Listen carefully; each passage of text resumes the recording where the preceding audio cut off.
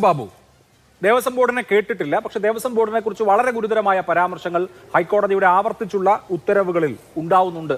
അവിടെ കേട്ടിട്ടില്ല എന്ന CPM-ന്റെ പോയിന്റ് കുറെയെങ്കിലുമൊക്കെ വാലിഡാണ്. പക്ഷേ കോടതി രേഖകളെല്ലാം പരിശോധിച്ചിട്ടുണ്ട്. രേഖകൾ പരിശോധിക്കുമ്പോൾ ഏറ്റവും ഒടുവിൽ മിനിറ്റ്സ് ആണ് പരിശോധിച്ചത്. മിനിറ്റ്സും മറ്റ് രേഖകളും ഒക്കെ പരിശോധിക്കുമ്പോൾ വളരെ ക്രൂഷ്യൽ ആയിട്ടുള്ള ചില ഒമിഷൻസ് ഉണ്ട്, ചില എൻട്രികളില്ല. ഈ ദ്വാരപാലക ശില്പം കൊടുത്തുവിട്ടതിനെ കുറിച്ച് പോലും എൻട്രി മിനിറ്റ്സിൽ ഉണ്ടായിട്ടില്ല എന്നുള്ള കാര്യമൊക്കെ വളരെ വളരെ ഗുരുതരമായിട്ടുള്ള കാര്യമാണ്.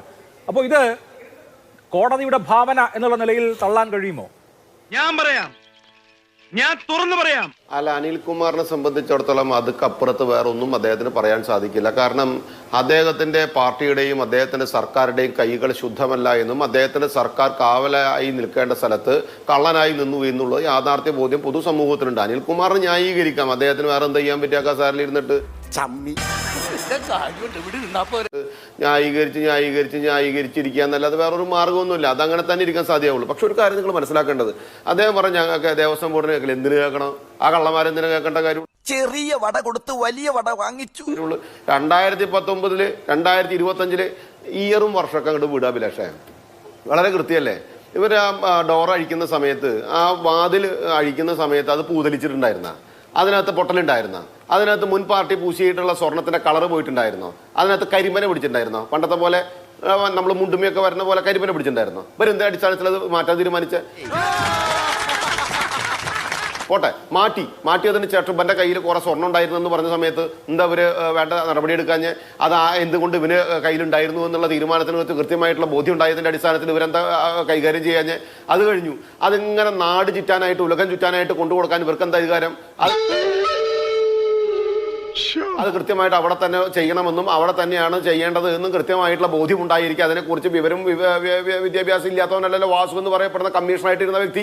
അപ്പൊ അയാൾക്ക് അതിനെക്കുറിച്ച് ബോധ്യം ഉണ്ടായിരുന്നില്ലേ? അത് കഴിഞ്ഞിട്ട് ശേഷം വന്ന പത്മകുമാറിന് ബോധ്യം ഉണ്ടായിരുന്നില്ല, അതിന് ശേഷം വന്നിട്ടുള്ള പ്രശാന്തിന് ബോധ്യം ഉണ്ടായിരുന്നില്ല ഇതൊക്കെ ഇവിടെ നടക്കുന്നുണ്ടെന്നുള്ളത്.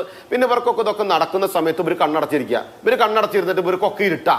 അത് കഴിഞ്ഞപ്പോൾ കണ്ണ് തുറന്നിട്ട് പറയാം, ഞങ്ങളെ കേട്ടില്ല, നിങ്ങളെ കേൾക്കണ്ടെന്നേ. നിങ്ങളെ കേൾക്കാണ്ട തന്നെ നിങ്ങൾ ചെയ്തിട്ടുള്ള സകലവിധ കള്ളത്തരങ്ങളും കൃത്യമായിട്ട് ബോധ്യപ്പെടുത്തുന്നതിന്റെ അടിസ്ഥാനത്തിൽ നീതിപീഠം അതിന് ഒരു തീരുമാനമെടുക്കുന്നു. നീതിപീഠം അതിന് വേണ്ട കാര്യങ്ങൾ എടുക്കുന്നു. നിങ്ങൾക്ക് അത്ര വലിയ ബുദ്ധിമുട്ടുണ്ടെങ്കിൽ നിങ്ങൾ പറ, അല്ലയോ നീതിപീഠമേ, ഞങ്ങളെ കൂടി കേൾക്കണമേ, ഞങ്ങളെ കേൾക്കാണ്ടെടുക്കുന്ന ഒരു തീരുമാനത്തെയും സർക്കാർ അംഗീകരിക്കില്ലമ്മേ എന്ന് പറഞ്ഞിട്ട് നിങ്ങളൊരു കത്തെഴുതി കൊടുത്തോ നീതിപീഠം എന്താ ചെയ്യാന്ന് നമുക്ക് നോക്കാമല്ലോ. പിന്നെ പറഞ്ഞത് ഓർഡർ എഴുതുന്ന ആൾക്ക് അത് എഴുതിയാൽ മാത്രം മതി എന്ന്. അത് അദ്ദേഹത്തിന് പോലും ബാധകമല്ലെന്ന് ആരാ പറയുന്നത്? അഡ്വക്കേറ്റ് അനിൽകുമാർ. ഓർഡർ എഴുതിയ കാര്യത്തിന് അത് അദ്ദേഹത്തിന് പോലും ബാധകമല്ല, അതുകൊണ്ടൊന്നും കാര്യം ശരിയാവില്ല എന്ന് പറയാൻ നിങ്ങൾക്ക് എന്ത് അധികാരം സാർ? അത് എഴുതുന്ന ആൾക്ക് കൃത്യമായ ബോധ്യവും ഉണ്ടാവും, എഴുതുന്ന ആൾ അത് എഴുതിയിട്ടുണ്ടെങ്കിൽ അത് നടപ്പിലാക്കാനുള്ള കാര്യവും കൃത്യമായിട്ട് ബോധ്യം ഉണ്ടാവും. അതൊന്നും നിങ്ങളെ കൊണ്ട് തടയാൻ പറ്റില്ല സാറേ.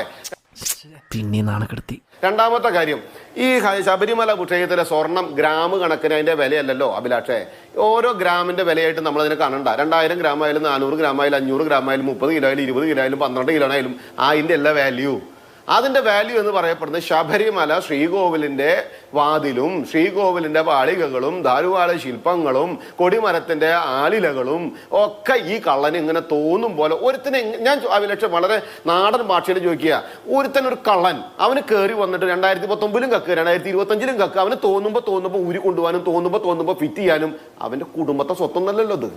എന്താ ഇവരുടെ ദേവസ്വം ബോർഡ് എന്തിട്ടിരിക്കുകയായിരുന്നു? ഇവരുടെ കാവൽക്കാർ എന്തിനിരിക്കുകയായിരുന്നു? ഇവർക്ക് അതൊന്നും ചോദിക്കാൻ നേരം ഉണ്ടായില്ലേ? ഇവർക്കൊന്നും അന്വേഷിക്കാൻ നേരം ഉണ്ടായില്ലേ? ഇവർക്ക് ഈ കൈകാര്യങ്ങളൊക്കെ നടന്നു പോകുന്ന സമയത്ത്, ഈ കള്ളത്തരങ്ങൾ നടപ്പിലാക്കുന്ന സമയത്ത്, അവൻ ഇമെയിൽ വഴിക്ക് സൂത്രക്കെട്ടുണ്ടാക്കുന്ന സമയത്ത്, അവ അതിന് വേണ്ടുന്ന സാഹചര്യങ്ങൾ ഉണ്ടാക്കുന്ന സമയത്ത്, അതിന് വേണ്ടുന്ന വിളനിലം ഒരുക്കുന്ന സമയത്ത് ഈ കള്ളന്മാരൊന്നും അറിയാണ്ട് ഒരുത്തൻ കയറി വന്നിട്ട് ഇതൊക്കെ അഴിച്ചുകൊണ്ട് പോയിട്ട് അവന്റെ ഇഷ്ടത്തിന് കൊണ്ട് നടന്ന് ഊരിറ്റി അവന് വേണ്ട കാര്യങ്ങളൊക്കെ ചെയ്ത് ഈ കൈകാര്യം ചെയ്യുന്ന സമയത്ത് ഈ വിദ്യാസുരന്മാർ, ഈ കൊഞ്ഞണന്മാർ ഇവിടെ മിണ്ടാണ്ടിരിക്കുകയായിരുന്നു എന്ന് നമ്മൾ കേട്ടാൽ, അവർ അറിയാണ്ടിരിക്കുകയായിരുന്നു എന്ന് അഭിലാഷിന് വിശ്വസിക്കാൻ പറ്റും, എനിക്ക് വിശ്വസിക്കാൻ പറ്റും, ഭക്തർക്ക് വിശ്വസിക്കാൻ പറ്റുമോ? അനിൽകുമാറിന് ന്യായീകരിക്കാമോ? അദ്ദേഹത്തിന്റെ ഉത്തരവാദിത്വവും ബോധ്യവും അത് തന്നെയാണ്. കാരണം അദ്ദേഹത്തിന് അത് ചെയ്തേ പറ്റും. ആളുടെ പാർട്ടി CPM ആണ്, അതാണ് ഭരിക്കുന്നത്. ആ വർഗമാണ് ഇപ്പുറത്ത് നിൽക്കുന്നത്. അവർക്കാണ് ഈ അഭ്യാസങ്ങളൊക്കെ മുഴുവൻ കൂട്ടുനിന്നിട്ടുള്ളത്.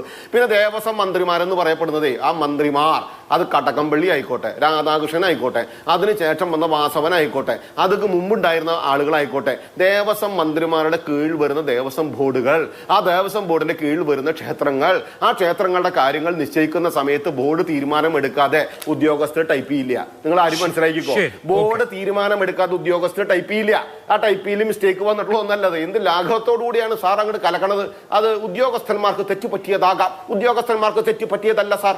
അത് കൃത്യമായിട്ട് ബോർഡ് എടുത്ത തീരുമാനം, ആ തീരുമാനത്തിന്റെ ഉദ്യോഗസ്ഥന്മാർ ടൈപ്പ് ചെയ്ത് കൊടുത്തു. ആ ടൈപ്പ് ചെയ്ത കടലാസും വെച്ചിട്ട് അവൻ ഊരിക്കൊണ്ടുപോയിട്ട് അവൻ ഉലകം ചുറ്റിയിട്ട് അതിന്റെ ഗ്രാമിന്റെ വിലയല്ല നിങ്ങൾ കാണേണ്ടത്. ആ ചൈതന്യത്തിന്റെ വാല്യൂ